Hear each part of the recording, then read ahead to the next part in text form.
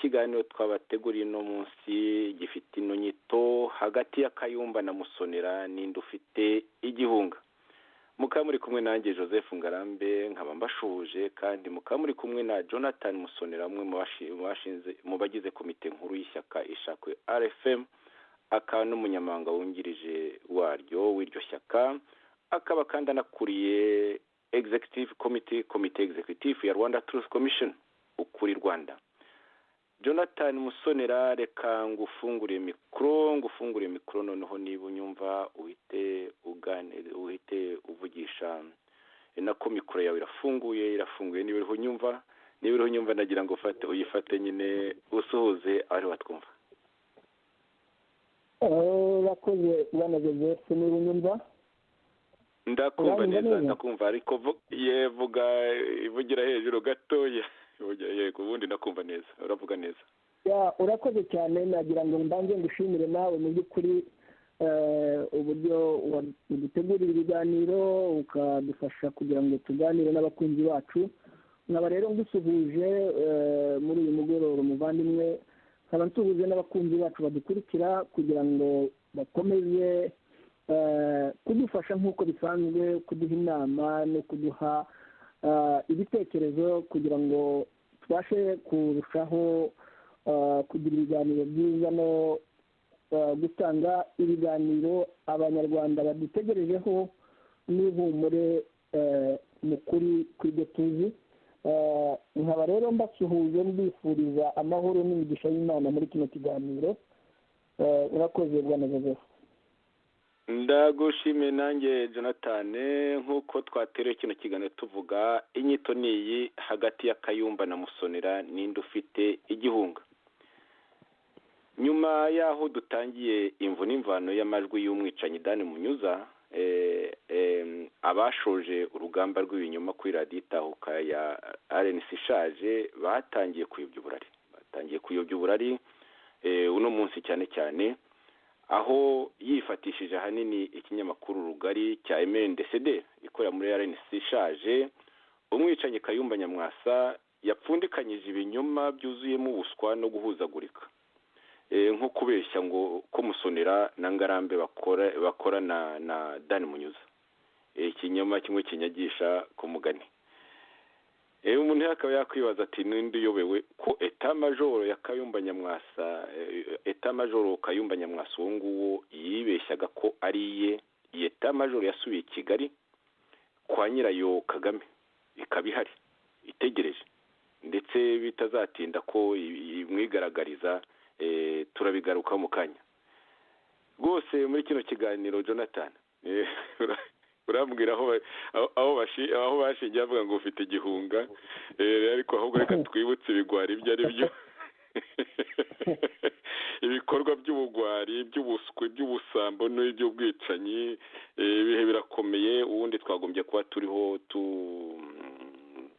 dutabariza abanyarwanda benshi bamerewe nabi bari muri ya muryango wa Rwigara washowemo rwose ikintu cy'ubushukanyi n'aba baswa b'ibigwari b'ibisambo gusa nk'uko abanyarwanda benshi bagiye babyumva nibo twagombye kuba turi dutabariza ariko reka tuvuge kuri ubu buswa kuri ibikorwa by'ubugwari byo kwihisha inyuma y'amazina kuko banditse banije inyuma y'amazina ngo witwa Defonse mu Rwanashyaka izina ritabaho.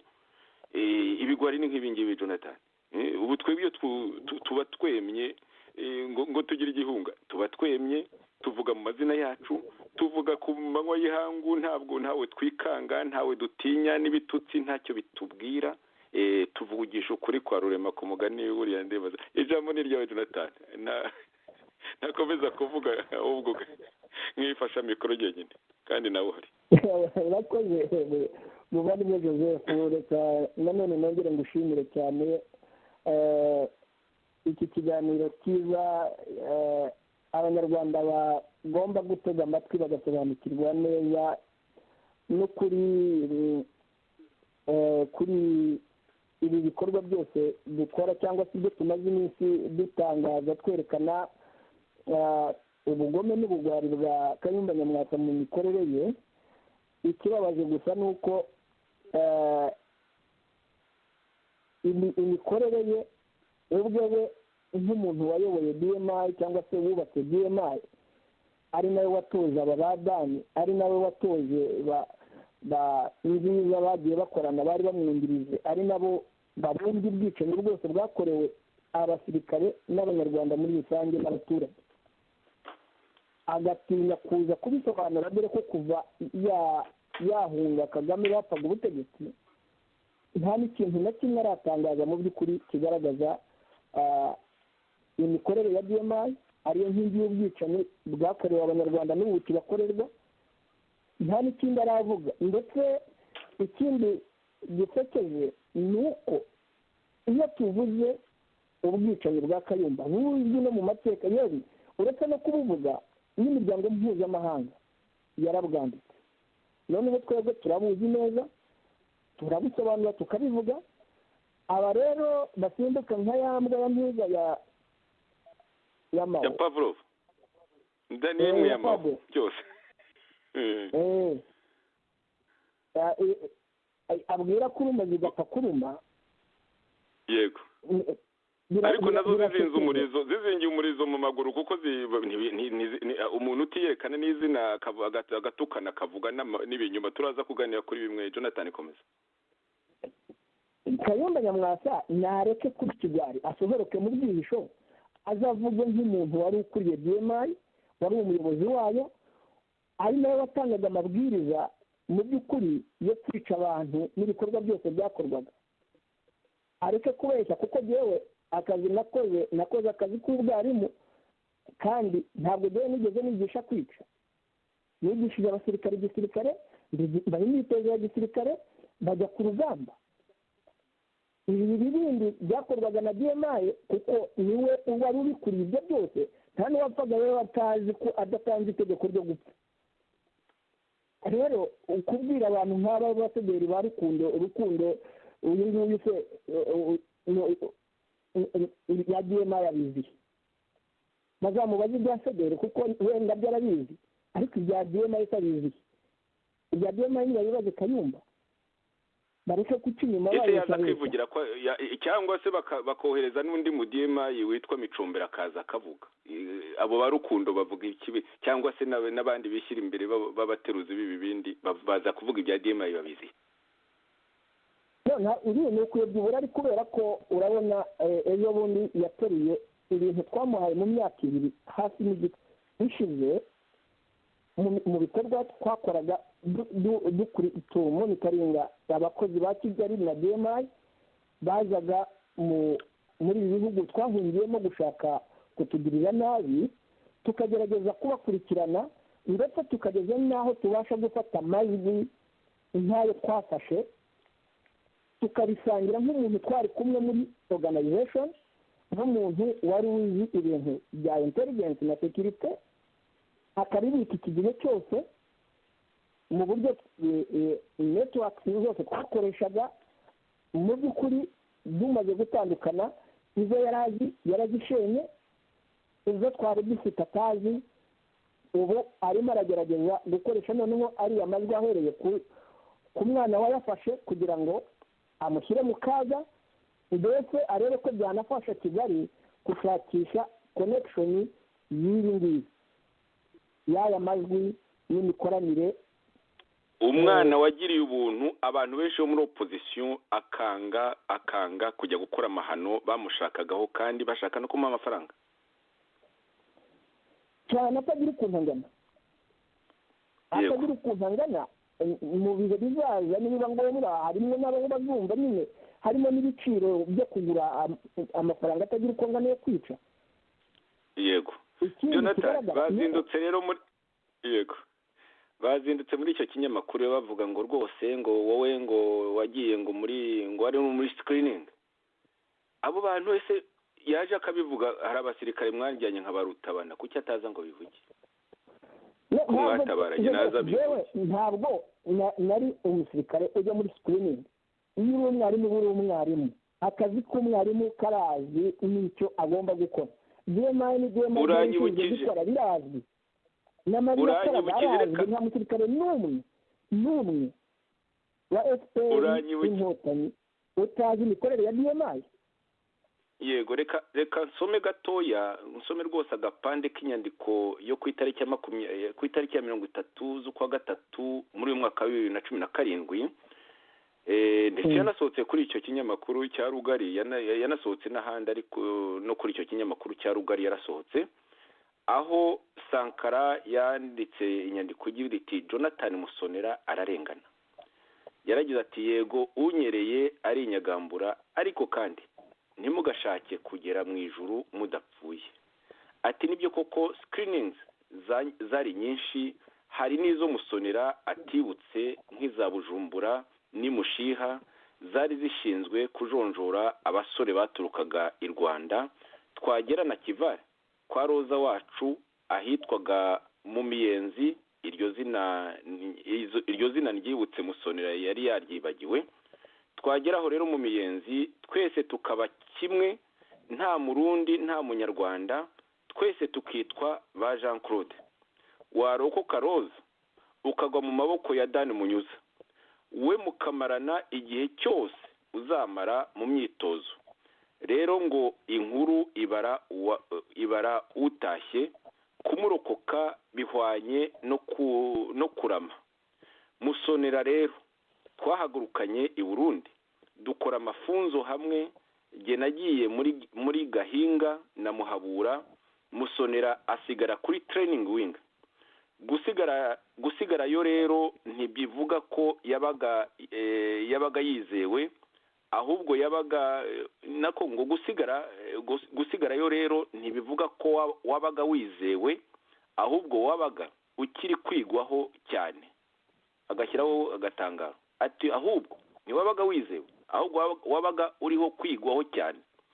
Ati natwe bagendaga imbere ku rugamba babaga badukurikije ingenza, ukarwana uri nk'umucakara, bakugerageza wakwibeshya no ku ijambo cyangwa ugifite ya miteto wakuye iwanyu ugapfa.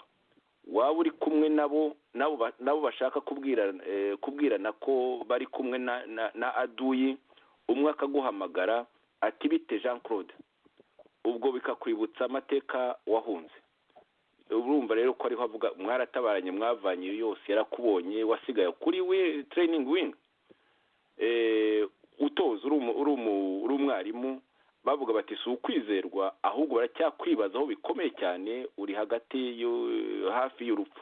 Jonathan, ijambo ni ryawe, nari ndi kwambuye ngira ngo nkoreshe imvugo. Inyandiko yanditse muri icyo kinyamakuru Rugari cyazindutse kigusebye, inyandiko ya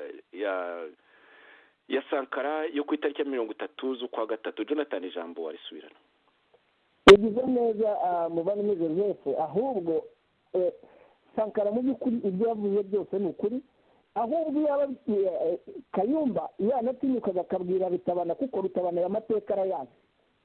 Ibyo Sankara avuga Rutabana arabizi, yakabaye ariwe byibuze kuko ariko Rutabana ntiyamwemerera kuza kuri radiyo kubeshya cyangwa kwandika mu binyamakuru ibintu by'ibinyoma. Ibyo ngibyo wenda kereka niba Rutabana yaba yarasaza, ariko ntabwo uko muzi ntashobora kwandika ibintu by'ibinyoma azi neza ko bishobora kumugarukaho. Aha rero igishakeje kikwereka ko Kayumba agomba kuba afite ikibazo mu mutwe wa mugani nk'uko wabisobanuye ubushize. Ni gute ushobora gufata ibintu byo mu gisirikare we ubwo yabayemo yayoboye, akabihereza abantu bo muri Federi ngo nibabyandike nk'urukundo ni umusederi, nubwo ari umukadire wa RNC ishaje ushinzwe iby'urubyiruko. Kuvuga rero ngo niwe uri bwandike ngo muri ibi binyamakuru banyuzamo ibi bitekerezo byabo cyangwa imyanda yabo, niba ushobora gusobanura ibintu bikumvikana kurusha ababaye mu gisirikare. Ese nk'ubwo we yaje akabisobanura n'ubwo ari umukuru wa DMI, ni iyihe mpamvu ituma bikigwari mu gusobanura no kugaragaza imikorere we ubwo yabayemo, ubwo yayoboye, ubwo yatangaga amategeko yo kwica icyo yumva ari cyo cyose bavuze ngo ni aduyi, akaba ubu ngubu aca ku ruhande n'ayo majwi ni jye wayamuhaye. Ariko mu by'ukuri ntashobora no gusobanura kuri radiyo yabo ngo avuga ati aya majwi ni mukenera wayampaye, ahubwo arashaka kuyakoresha nk'aho twebwe ibyo twakoraga byo kurengera abanyarwanda no kwerekana amahanga imikorere ya leta ya Kagame na DMI ubugome bwayo, ahubwo we arabikoresha nk'aho twebwe ashaka kutwita ngo ubwo twakoranaga na Dani, tugakorana na Dani se kugira ngo atwice. Jonathan muri Bugari n'ubushize barafashe ya audio yose ngira ngo ahari urabyibuka neza. Yego. Nanone ubushize bafasha ya audio uranyumva wese. Yenda kumva neza Jonathan. Ntabwo nyumva wowe. Tumara gukora ikiganiro. Yego. Iriya audio Rugari ntiyayifashe igafata amafoto ya bacondo na ba ikarunda iriya audio kandi audio iravuga yewe Robert na Theogene Rudasingwa kandi bayakuye kuri radiyo ishakwe kuko mfite uko mbibona, ntabwo ari Kayumba icyo gipande wakibahaye kuko mfite nabyo nari kubibona ngo dore abantu ngo bashaka kwica urumva mu busitani bw'ihuzagurika ufashe audio urasobanura abantu ariko ngo wari ufite igihunga ngo we nanjye twari dufite igihunga niko bavuga. Igihunga iki cyangwa kijya kiki se ahubwo ukuri kandi twemye ni ikihe cyane waba hari manda zikwirukaho nk'iziruka kuri Kayumba wishe abantu bamaze wowe urahigwa n'abantu babicaye yatoje nta maraso anyuruka mu mubiri y'abantu nishe. Yego. Ibi byose niba ufite amaraso y'abantu yishe nibyo bimutera igihunga, nibyo bimutera ibibazo byose. Ahubwo ikintu kibabaje ni uko iyo ukurikiye neza ukareba abantu badusimbukiraho mu by'ukuri usanga benshi ni abantu batigeze baba n'abasirikare muri RPA. Ikindi cya kabiri ni bamwe mu bagizwe imfubyi na Kayumba cyangwa se bishe abavandimwe babo mu gihe cy'intambara za Kayumba. Byanyibukije rero kakavuye ka Zorije na Simeon uvuga ati nka kakaguye babona amahungiro muri Kayumba. Ntabwo rero nzi impamvu iteka iyo umuntu avuze ubwicanyi bwa Kayumba aho gusimbuka bavuga bati murabeshya ahangaha ntabwo Kayumba yari ahari, ibi ntabwo yigeze abikora, bakataka ibitekerezo n'ibyo twavuze, ahubwo bagasimbukira ku gakanu k'umuntu watanze ibyo bitekerezo. Warabibonye mu bihe bishize aho syndrome Stockholm niko kakaguye Jonathan. Yego. Kandi nawe yarabatahuye ubuswa bwa Kayumba n'ubugwari bwo gutinya kuza ahabona ngo avugishe ukuri, ahubwo ugasanga aranabira mu bantu mu by'ukuri udashobora kwibaza ibyo bari bwandike niba n'abari bubyumve cyangwa se bari bubisome bari buze kubonamo ukuri ko muri iyo nyandiko. Jonathan nagira ngo nkugarure gatoya kuri uyu muntu w'ikigwari gikomeye cyane. kandi rero nabo bamunyuza ndetse na DMI izi ko ari ikigwari, bazi ko ari ikintu cy'ikigwari cy'ikiwoga cy'ikinyabwoba. Ndetse ndaza gushyiraho ka audio aho wumva munyuza rwose abivuga.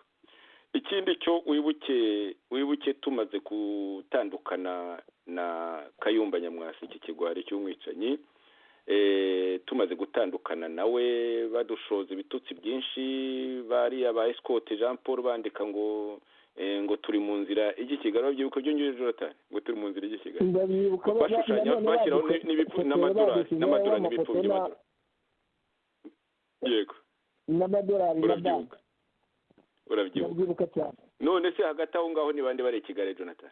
Nkubaze nka mwarimu, dore ko nawe wabayeho. Leta majoro ya Kayumba Leta majoro ya Kayumba ahubwo ariho aradagadwa. None ngo ni twebwe tuvugana igihunga, ariho aradagadwa, yamaze abantu, yamarishije abantu. Kandi nawe ejo rwose leta majoro izageza aho ngaho abandi bicanyi bagenzi be bakoranye umwuga wo kurimbura imbaga bongera bamute hanze, noneho banerekana ibimenyetso, dore ko bagiye banigamba yuko ngo ari amatora batazayakoresha. Jonathan, urabyibuka? Natanga urugero rwose muri Afurika y'Epfo, iruhande rw'abantu, imbere y'abantu bagera ku 100 bari baje kwaka amafaranga, dore ko ari ibisambo, afite ibintu byinshi yasahuye Kayumba Nyamwasa, ariko abariho acuza abantu udufaranga twabo nyine ngo kujya ku rugamba abeshya. Nk'icyo gihe yohereje muri muramuwe Frank Ntwari Cape Town, kabiri kose hashize umwaka urenga, nzazana amatariki ubusinya afite hano hafi nzayazana. Araboheza bwa mbere basaruye mu bantu bariho babeshya amarande, amafaranga yo muri Afurika y'Epfo arenze 130 bwa mbere, ni ukuvuga 10,000 birenga by'amadolari. Barayazana ngo bazajyane ku rugamba mu Rwanda, ngo amatora bazayaburizemo rwose ntazigera, ngo ntiyagomba kuba. Baragarutse bwa kabiri kusarura andi, noneho amarandi 150. Urumva ko atubutse kurusha ya mbere, yari amarandi 130 byanganaga na 10,000 by'amadolari birenga. Baraza basarura andi, ariko rero igihe cy'amatora cyarageze, ayo matora arabaye nyine batangira ibintu byo kubeshya no kujya kwikoresha amapica ya muri Afurika y'Epfo, aho mu by'ukuri RNC yasenyutse itakisa na gatoya nuko yari imeze tukiri ku buyobozi, Jonathan, kuko iyo mijugujugu Kayumba yaduherekesheje n'umuteruzi w'ibibindi Condo n'abandi bateruzi b'ibibindi, iyo bamwumvira buja, iyo mijugujugu bavuga nyine ngo turi mu nzira y'I Kigali, ngo twariye amafaranga. Kigali yo ngiyo nko mu kinyamakuru makuru cye cyaranditse kiti inkingi za mwamba muri RNC zitandukanije na General Kayumba Nyamwasa na Radio Itahuka. Inkingi za mwamba, bakerekana amafoto yacu. Urumva neza Jonathan, inkingi za mwamba mu gihe utari wajya kure ibigwari urumva n'iryo perezida tuvuga ni nta ruhara rifitemo, ariho aronona arangiza, ariko nta ruhara narifitemo. Ese igikorwa yakoze wavuga ni iki uri Kayumba Nyamwasa uretse kwitwa general? Ubundi akajya aho ngaho nk'umwami w'ubuswa, ibintu byose akabyitirwa. Ndakumva neza Jonathan, ndakumva neza. Uranyumva neza? Reka nkurogoye gatoya kugira ngo wenda ntaza no kubyibagirwa. Yego. Niba unyumva neza uranyemereye? Ndakumva neza Jonathan, ndakumva neza. Nagira ngo nkwibutse ko nyuma y'ubwo bugwari bwo gukoresha abantu twamubwiye ko bakorera Kigali, akabagira etamajoro ye, aho bose bamariye gutaha bisubira i Kigali barangije akazi, bajyanye amakuru, bikagenda bikanakora ku basirikare bamwe na bamwe bibeshyaga ko bakorana, bigakora ku baturage mu gihugu, bigakora no ku mashyaka ari mu gihugu. Ubu ngubu ibi byose barimo bandika nicyo birimo biteguruza ari iki, ngo birimo gutegura ngo kuzavuga ngo ko ari twebwe ngo twafatishije ngo etamajoro ye, ngo kuvaho dutandukanye. Nibyo bateganya ngo gushyira hanze. Noneho kanibaza se yego komeza ukanibaza etamajoro ye ko twagiye iyo etamajoro ye akifite, twebwe twaba twarahuriye nayo kugira ngo tuba ariko tuyifatisha, ko tutari tuzi etamajoro y'uko ikora n'ibyo ayikoresha. None ubu rero ibi byose kubera ubugwari bwo kunanirwa gusubiza ibibazo barimo bamubaza mu binyoma byinshi n'ubusahuzi bakoze ku baturage, ku mpunzi, iby'uko azabarwanira akabuza amatora kuba, byaramunaniye. None ntanaba imfura ngo aze imbere yabo ababwira ati ibyo nabasezeranije sinkibishoboye, byibuze basubize n'amafaranga yabo. None ubu arabeshya, arakora hepfo, arakora haruguru, araterura ibintu twakoresheje nanone byari muri sekirite, niyo wari ubifite na Dr Theogene nanjye. None yatangiye kubikuza mu mayisikoti ye, aho batangiye nyine kugenda babishyira hanze ngo barebe ko byibuze izo network twakoresheje mu buryo bwo guporoteja uburyo bwo kwiporoteje no guporoteja impunzi ziri hanze twifashishije ibi bihugu turimo kugira ngo bibashe kumenya imikorere neza n'ubwicanyi bwa DMI. none we yahisemo nyine ubugambanyi nk'ubwo amaze iminsi akora. Murebe ibintu biri mu Rwanda, murebe abamaze gupfa, cyane cyane aho hibasiwe abaresikape, cyane cyane ko Kayumba ari umwanzi w'abaresikape kuva dutangiye urugamba. Bivuze kandi mbishyiremo ni umwanzi w'abaresikape ba jenoside yakorewe abatutsi. Arabicisha, yarabishe, n'ubu arabicisha, n'uyu munsi wa none akandi akabicisha akoresheje bamwe muri bo. Murebe nawe ibirimo biba mu muryango wa Rwigara, urebe byabaye kuri ba Mucyo, senateri Mucyo, urebe ku mucuruzi rwa Bukamba, urebe kuri uyu musaza wishe nawe w'umunyakibuye. uriya Kabirasiyeri ni uwa kera, none ndavuga Munyentwari, ni Munyentwari uyu musaza wundi. wenda araza kutuzamo komeza. Wenda biraza kutuzamo tube dukomeje. Ubugome bwe rwose ni igitangaza. Ni na Hasoni Munyandamutsa. Dr. Hasoni Munyandamutsa. Yego. Hello? Yego, ndakumva neza Jonathan, ndakumva neza. Uranyumva? Aba bose bagiye mu by'ukuri bicwa kubera iki? Kubera ubugwari bwa Kayumba no kutipinga information zikarinkinga ku buryo zigenda zigateza abari mu gihugu ibibazo. Mu by'ukuri ugasanga hari n'abagendera mu kavuyo batari banafitanye isano mu by'ukuri. Ibyo uvuze nibyo Jonathan, ibyo uvuze nibyo cyane. Rwabukamba mu byo yazize yamutumyeho uriya wahoze uriya bari bafungiye muri Tanzania, uriya Michael Rwarinda niwe watumye Rwabukamba yicwa. Kaya kageni kumwe wumvise kuri za audio z'abari abadamu kwa Rwigara babivuga. Ariko rero nyirabayazana ni Kayumba Nyamwasa mu busambo bwe, ariho yahika amafaranga, asega amafaranga hose. Komeza Jonathan.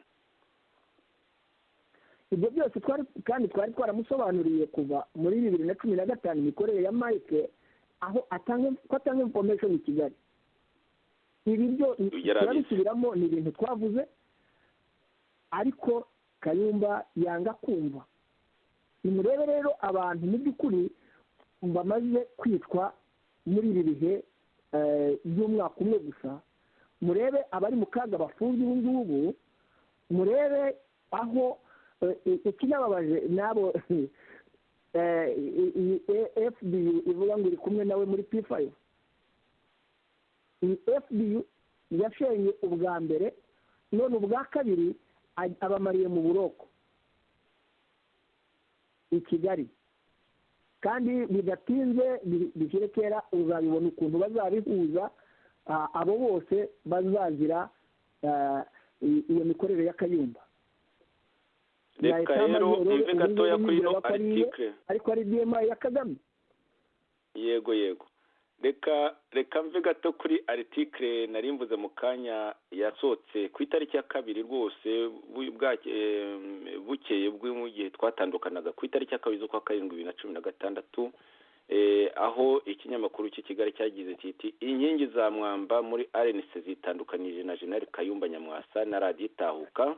Umutwe ukaba ugira uti hari ifoto ya Rudasingwa na Kayumba Nyamwasa. Umutwe uragira uti bamwe mu bari abayoboke cyangwa ndetse n'abayobozi b'imena b'ishyaka ritavuga rumwe n'ubutegetsi bw'u Rwanda RNC barimo Dr. Theogene Rudasingwa, Joseph Ngarambe na Jonathan Musonera bamaze gutangaza ko bitandukanyije ku mugaragaro na Leta na General Kayumba Nyamwasa wayoboraga iryo shyaka ndetse n'ibindi bikorwa by'ishyaka birimo Radio Itahuka bitewe n'ubwumvikane buke bubirimo. Kayumba Nyamwasa wayoboraga ishyaka ntaryo yayoboraga mu by'ukuri, aho ngaho baribeshya. Ariko inkingi za mwamba Jonathan, kandi rero Kigali izi neza ko iyo article yakomeza yiti bitewe n'ubwo bwumvikane buke busa n'ubwari bumaze imyaka 3 nta gihinduka ngo aba bagabo bahisemo gushinga ihuriro rishya aho ryiswe New RNC ndetse banahita bashyiraho komite nyobozi nshya yaryo.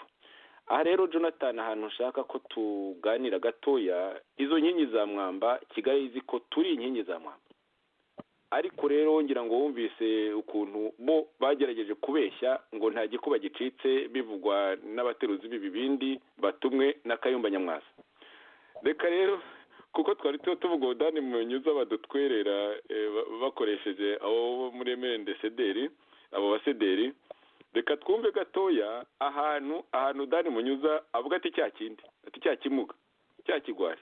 Reka twumve Jonathan, uretse gatoya shyireho agapande ka audio wiyumvire nakora akazi kuko niwe nabifashe. Dani Munyuza ni umuhungu wa Kayumba.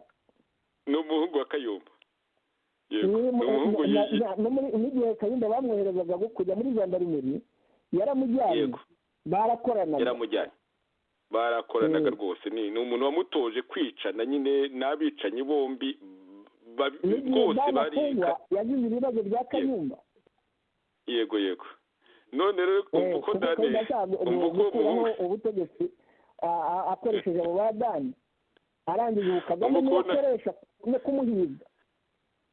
Umva ukuntu noneho Dani avuga ati cya kindi gihora cyihishe mu mwobo, uretse gato wumva. Ari no gutegereza umwanya tukagerageza kuko iyo chance yonyine niba kandi ko bigaragara ni nkaho ari nabyo niwe urebye imirimo yose niwe uri kuyikora. ariko cya kindi burya namusonera ariko buriya arakora. ariko ntabwo wagereranya. Nanone ariko sonera no mu nterahamwe ntabwo ari mu bazungu. cyakora urabona na cya kindi kiriya cyana kiba ndabona cya kinika burya kitagira ngo kigeze no kureba urwego mfite nta n'ubwo cyaza nk'aho ngaho. yawe ntabwo yahaza cyazenguruka amahanga. yawe no gukorera piriya gusa ngira no muri Afurika ariko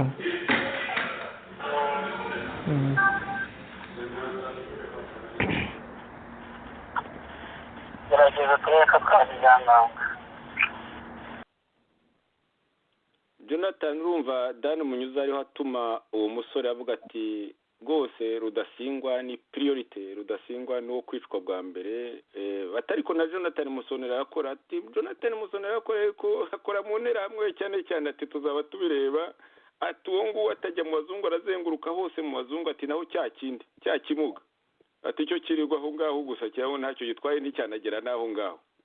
Jonathan ako ni agace gatoya. Yego ako gace wabashije gushyiraho ibindi bice bifatanye n'ako gace bizaza igihe cyabyo nikigera. Gusa nagira ngo abatwumva bumve neza ko Theogene yahize inshuro nyinshi, abantu bazabikurikira banabyumve no mu biciro by'uburyo bashaka kumwica n'uburyo nanjye bashaka kunyica bavuga ko ari byo uzunguruka cyane muri mobilisation no gufasha organization. Ariko zisigaye zirwa zigutuka kuri Rugari. Rudasingwa nyine bavuga ko we agenda mu bazungu akora diplomasi ikomeye, abateye ibibazo bavuga bati cya kimuga cyo muri South Africa ntacyo gitwaye kuko ntikinanyeganye cya casualty.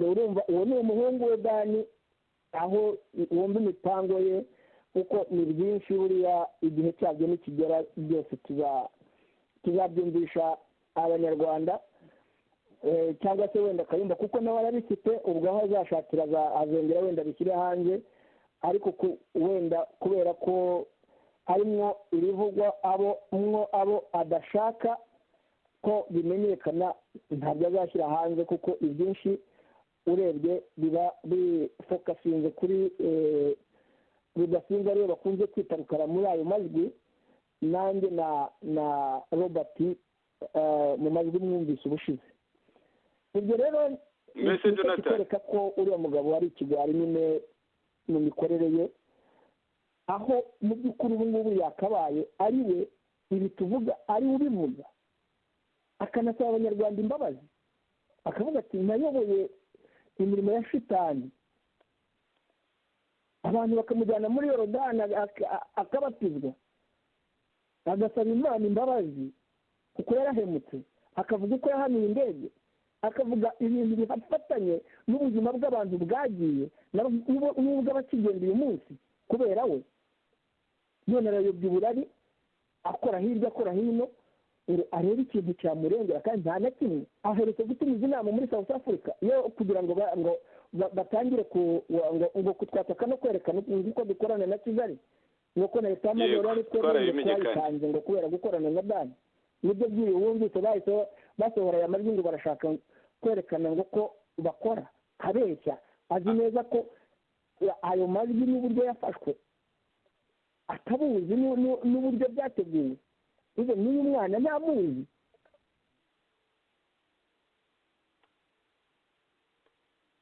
Yozefu wakomeza ubwo niba ukimva ndakumva neza Jonathan ndakumva neza rwose urabona iyo rugari nyine wabonye ukuntu izo ntera hamwe bavuga wirirwagamo bavuga bati reka uriya ujya mu bazungu uzenguruka mu bazungu tore tubanza rwose niwe priorite naho cya kimuga cya kikajuriti cyo ntawe gishobora no kujya ntigishobora no kujya mu Burayi kuko uriya uwo muhungu we Dani Munyuza abazi icyo avuga iyi article rero ya rugari ya nyine ya Kayumba yanyujijemo ayo mahano yo yaragize Tese Muso na Jonathan na Joseph Ngarambe baba bakorana na Dani Munyuza na René Rutagungira uherutse gufatirwa Uganda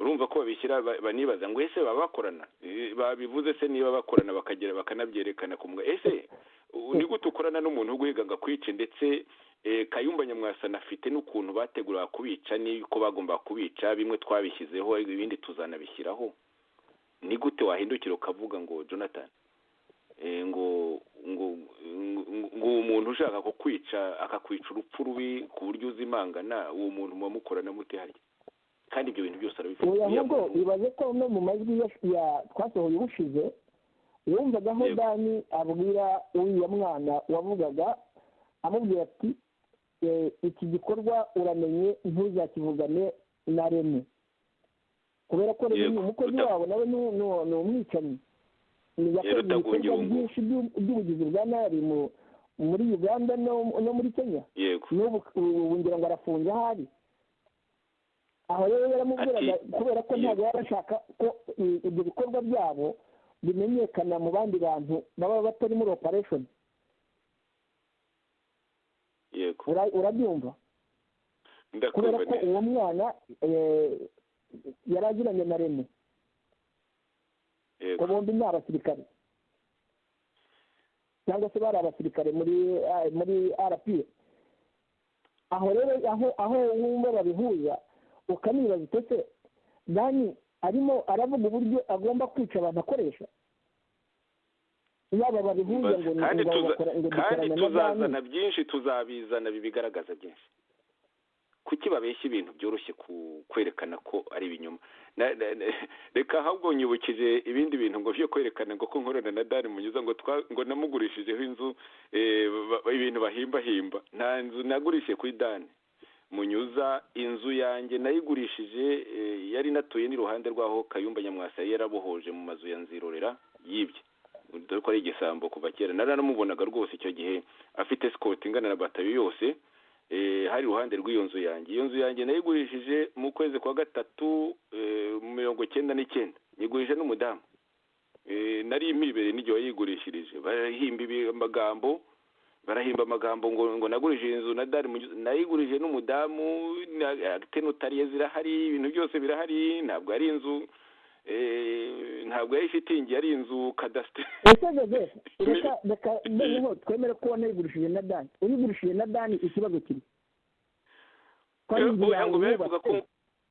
biravuga ko muhorana nawe n'abakiriya ugurisha. Iyo ushaka kugurisha ikintu cyawe nawe yaza kugura nari kuyimugurishaho nta kibazo nari kuba mfite, kuko nta mukiriya uvangura, ariko nayigurije 99. kandi ko inzu wagurishaga ari yawe wiyubakiye, ibyo bintu ikibazo cyo gukorana na dani.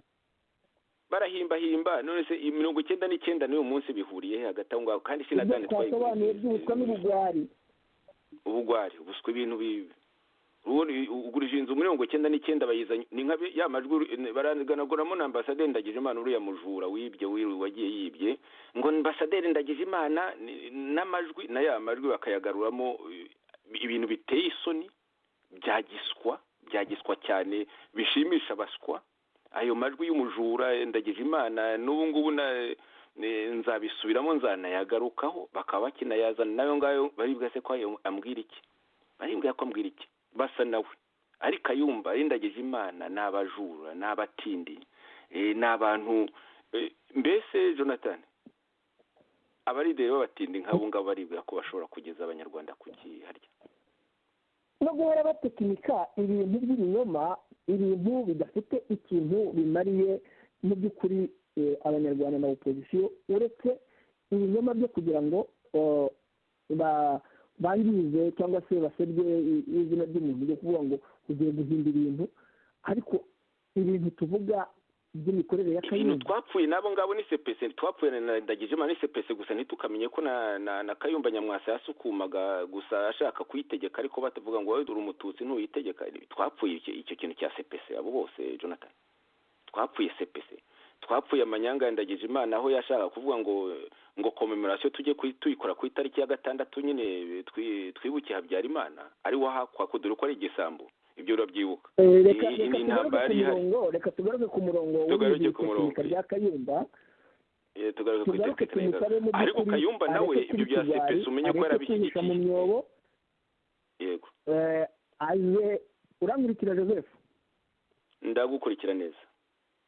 Aze ahabona areke gutuma intumwa zitazi mu by'ukuri DMI, zitazi imikorere ya FPR. Kiba ndabona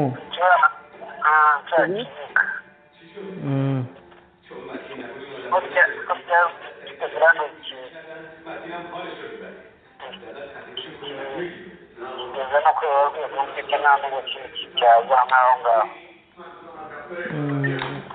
Yewe ntabwo yahaza. Cyazenguruka amahanga. Yewe no gukorera tiriya gusa nyiraho. No muri Afurika ariko.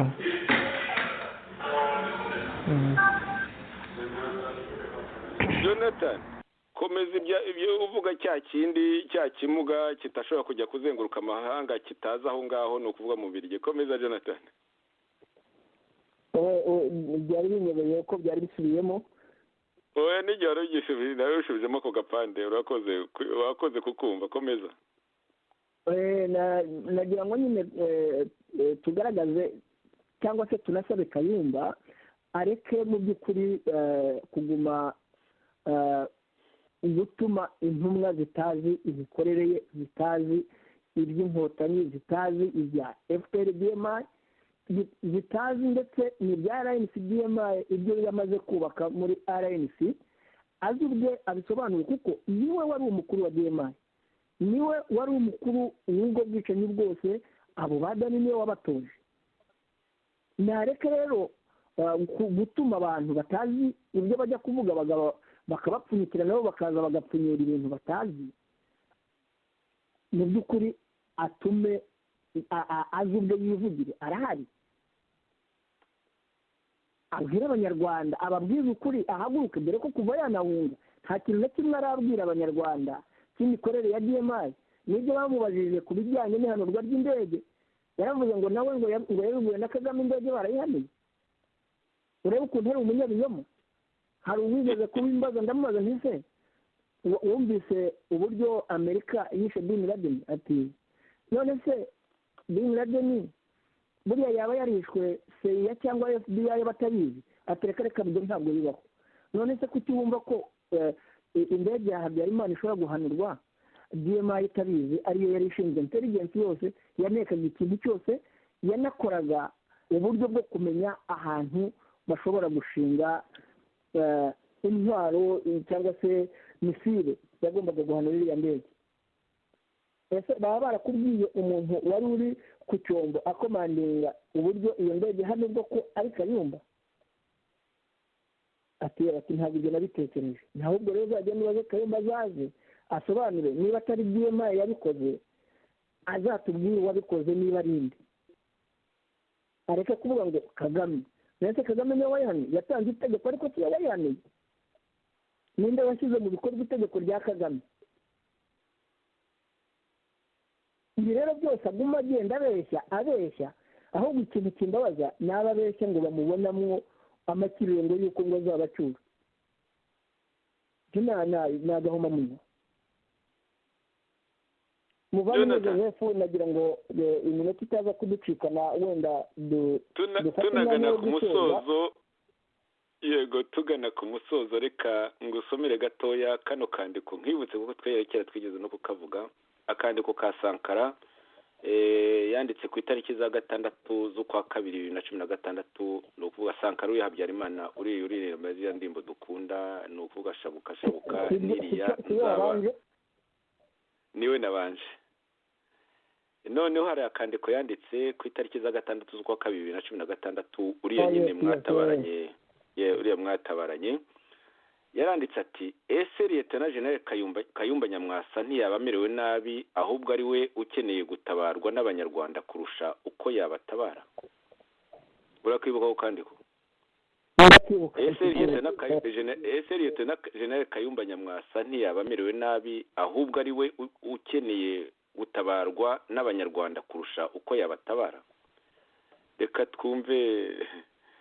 twumve gatoya ahantu yagize ati numvise ikiganiro cyiza umunyamakuru Serge Ndayizeye wa Radio Itahuka yagiranye n'umunyapolitike Padiri Nahimana Thomas w'ishyaka Ishema, numva ari byiza ko batumira n'abandi umwe tukamwivugikana nk'uko bihugikanye Padiri, dore ko Rusesabagina yari yagiye atazagaruka hagati ya Padiri. Ati numvise ari byiza dore ko no gutukana bitabuzemo, kandi Padiri nawe yasubije neza kandi adatukanye. Ati nabonye ari ibiganiro byiza muri demokarasi muri Kenya aho mbona bakubitana n'amakofi nibazi ibyo muri Uganda by'ejo bundi. Muri Kenya aho mbona bakubitana n'amakofi iyo bibaye ngombwa muri parliament. Ati Padiri rero twaramwumvise n'abandi batuzanire tubumve ibibazo byacu dushaka babihitishe byose. Ati ku giti cyanjye muri RNC shaka General Kayumba Nyamwasa kubera ko nta uzi ubushobozi afite uretse ibyo bamuvugira. Ati ni umugeneral uri protected muri Afurika y'Epfo, kandi protection ku musirikare bisobanuye mabuso. Nanjye ubwo nari kami babwiraga abantu ko ndi muri protection yafunzwe. Ati nanjye ubwo nari kami, ati babwiraga abantu ko ndi muri protection ngo abahutu batazanyica kandi narasigaye jyenyine mu muryango. Ibyo General Kayumba arabizi kuko icyo gihe yari umugaba w'ingabo. Mu yandi magambo niko kuvuga yuko mu bamfunze yararimo. Aravuga ati ni protected, mu yandi magambo ari mu mwobo. Jonathan ati hagati yatese Lieutenant Kayumba Nyamwasa ntiyaba amerewe nabi ahubwo ari we ukeneye gutabarwa n'abanyarwanda kurusha uko yabatabara, uretse ko ari impyisi yaba rya Jonathan ijambo ni ryawe. Kubatabara byo nta byashoboye, kandi rero no gutabarwa nawe yakagombye nyine kubisaba, ariko noneho akabisaba kubera ko anavugisha ukuri, akareka kumera nk'umuntu urimo ahira mu nzu agashaka akagenda apfunda imitwe ibikuta ashaka yasohokera, ubu niho Kayumba ageze, ari mu nzu yaka, arashaka aho asohokera, aragenda agonga ibikuta. Rero nibyo by'ibi ngibi urimo ubona anyuza mu binyamakuru hirya no hino, ibintu by'ibinyoma bidafite umurongo.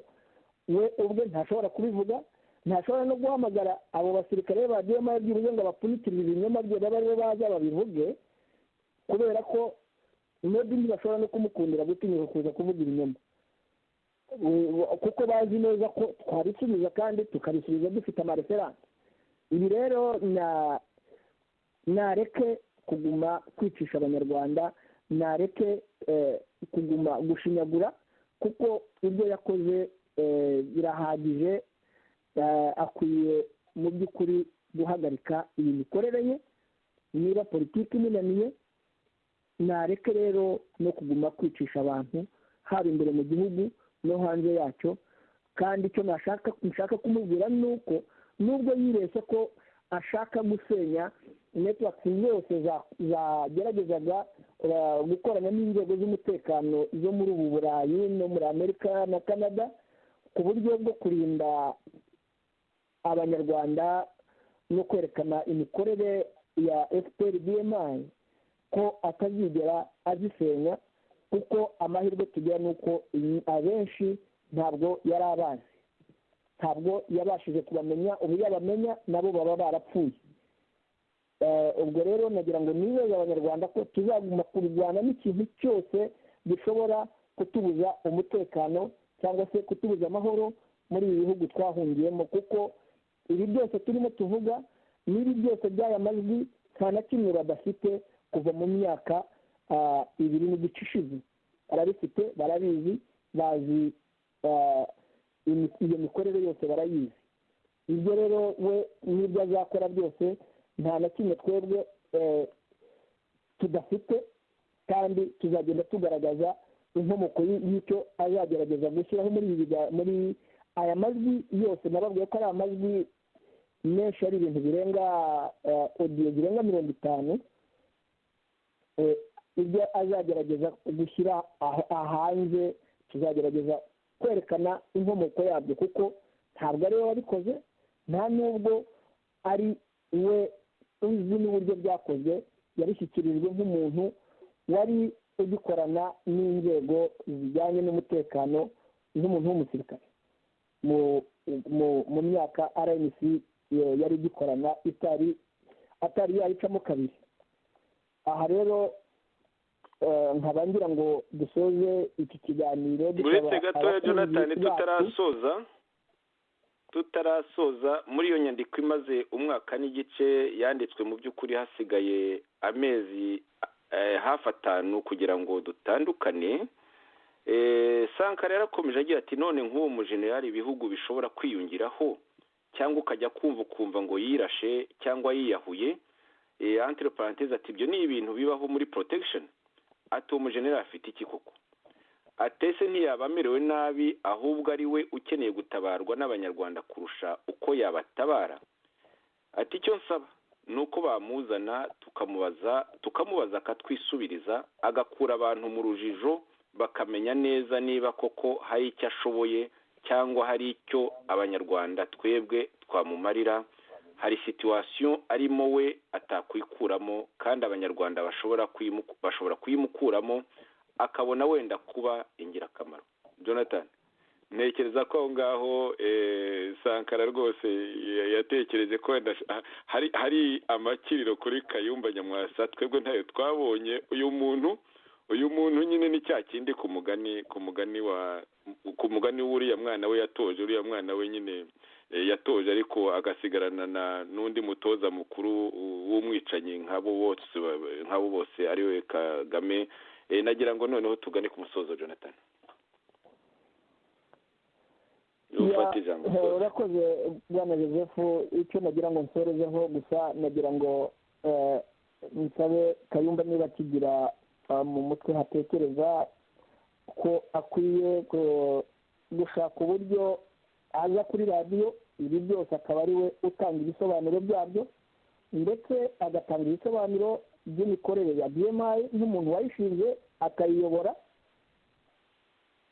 agatanga ibisobanuro byinshi by'abanyarwanda n'uyu munsi wa none bagipfa, akanatanga ibisobanuro bya leta majoro yuko yatashye ikajya mu Rwanda kandi twaramubwiye ko abo bantu bakorana na Dima ya Kagame, akanga kutwumva, amaherezo akaza kwibona basubiye i Kigali aje atanga ibisobanuro, kuko ntabwo ushobora kuba ufite abasirikare bangahe bose bakaba baragiye kandi bari ingabo zawe, nk'umuntu w'umugaba w'ingabo zifashwe cyangwa zijyanye, akaba nta kintu ashobora kuza ngo asobanure. Ni nacyo kikwereka ko ari ikigwari, n'abandi yabata ku rugamba ndetse abatabashije kwica yabajugunye. Nahaguruke rero areke ubugwari bwo atuma abo bantu bo muri federi batazi na FPR-BMA yuko ikora, batazi RNC-BMA yuko ikora, batazi iyi mikorere twagumije twerekana amaherezo ubuse n'ibyagaragaye. Niba umuntu w'umujenerali ashobora kubura abasirikare amakamandazi arenga 3-4, yari top kamandazi be, akaruca akarumira, kandi tumwereka tuti dore aba bantu ni abakozi ba Kagame, akanga kumva. Dore tuzabureba ibyo Mucombera zamukoresheje bundi, nasiga atamwishe wenda ntazabura bazahitana muri opozisiyo, cyangwa se polisi akayisenya neza kuko niyo misiyo ye, ejo nawe kazumva yitangiye. Joseph nagira ngo mbwira abakunzi bacu badukurikira, ntabwo tuzigera duhema kugaragaza ukuri, kuko opozisiyo ikeneye gushyira hamwe mu kuri, mu rukundo, kugira ngo turwanye FPR-BMA ifite uburozi, ikagira amashami ashamikiyeho yamaze kwibumba muri opposition. Ntabwo rero dushobora kwihanganira kutabibwira abanyarwanda, kuko aho kugira ngo abantu bitwe kandi tuzi iyo mikorere tuzajya tubivuga. Ntabwo dukeneye ko abantu bavuga ngo baradukunze. Nibakunde ibyo tuvuga, nibumva ari byo badufashe kubishyira mu bikorwa, nibumva tubeshya batuyemoze. Ariko iyi mikorere ya Kayumba n'imikorere ya Kagame nta n'itandukaniro ry'intore za Kagame n'iza Kayumba. Aho gusimbukira ku bitekerezo umuntu aba yatanze, bagasimbukira ku gatami k'umuntu. Ndagira ngo ndangize rero rwose nifuriza abakunzi bacu amahoro n'imigisha y'Imana, kandi tuzaguma kubagezaho uko ibi biganiro bizagenda bikurikirana, no kubasobanurira ukuri ku by'aya majwi amaze iminsi asohotse, no kubabwira igihe nikigera niba ari ngombwa ko ayo majwi bazongera bakagenda bumvishwa iyo dutegurire, kuko ibyo dufite nibyo biremereye cyane, binasobanura neza uburyo bagombaga kutwica n'ibiguzi n'ibyo bagombaga gukoresha. Amahoro n'imigisha y'Imana bibane namwe bavandimwe. Nawe Jonathan, nawe wakize uwo mwicanyi Dani Munyuza watojwe na Kayumba Nyamwasa hamwe na Paul Kagame, ariko bakaba bariho bavuga yuko ngo ari twe dukorana nabo, kandi rero bakaba bariho banabeshya ngo hagati ngo nitwe dufite igihunga gifitwe n'abo bicanyi, kandi rero ni abadayimoni. Abantu bose barabona ko ari abadayimoni kandi bari mu muriro, rwose bari mu muriro. Turabasabira ku Mana, kuko ibyo ari byose n'ababi nabo ni abayo. Nshuti rumwe mu biduteze amatwi, cyari ikiganiro twahaye inyito hagati ya Kayumba na Musonera, ninde ufite igihunga. Twerekana yuko ubeshya ko ari Ngarambe na Musonera bafite igihunga, ari Kagame nako ari ni kimwe, ni impanga. Ari Kayumba umwe umuhungu we yatoje amahano yo kwica, ari we Dani Munyuza yita cya kintu cyakimuka. Abe no gutegereza umwaka tukagerageza gukora iyo shansi yonyine neza kandi ikomeye, kandi ko bigaragara ni nkaho ari we usigaye Nabyo niwe urebye imirimo yose niwe uri uyikora. ariko cya kindi burya namusonera ariko buriya arakora. ariko ntabwo wagereranya nanone ariko sonera no mu nzu no mu nterahamwe ntabwo ari mu bazungu. cyakora urabona na cya kindi kiriya cyana kiba ndamu cya kinika burya kitagira ngo kigeze no kuri wowe rwego mfite nta n'ubu cyaza nk'aho ngaho yawe ntabwo yahaza cyazenguruka amahanga. yawe ni ugukorera piriya gusa ngira ngo no muri Afurika ariko